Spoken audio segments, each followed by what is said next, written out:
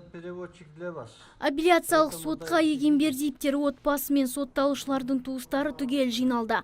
Алайда сот отырысы кейінге қалдырылды. Өйткені жәбірленушілер тарапы бұған дейінгі сот процесіндегі аудио және бейне жазбаларды қайта қарап, кемшіліктер болса анықтамақ. Сондықтан судьялардан талап арызын қанағаттандыруды сұрады.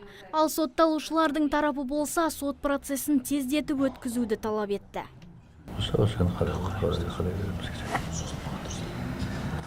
Сот алқасы орнында отырып қаулы етеді.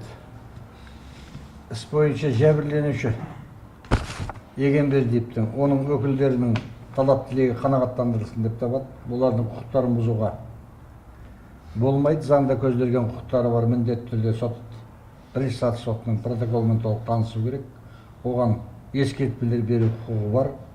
Салыстырып қарауға толық мүмкіндік беру керек.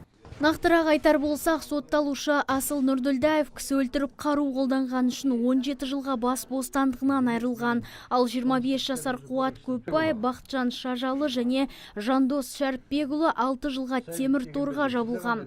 Үкім оқылып сотталушылардың жазасы тағайындалған соң сот залында шу шыққан болатын. Айыпты деп танылған азаматтардың туған туыстары мен жәбірленушілер жаға жыртысуға дейін барды. Өйткені екі тарапта тағайындалған жазамен келісе алмаған еді.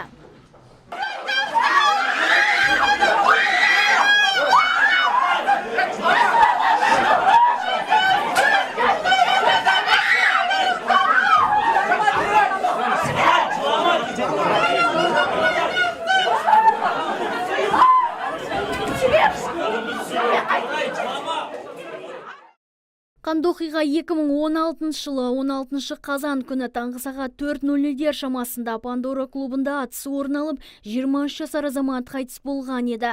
Көңілді отырыстың соңы төбелеске ұласып, ақыры бір азамат оққа ұшқан.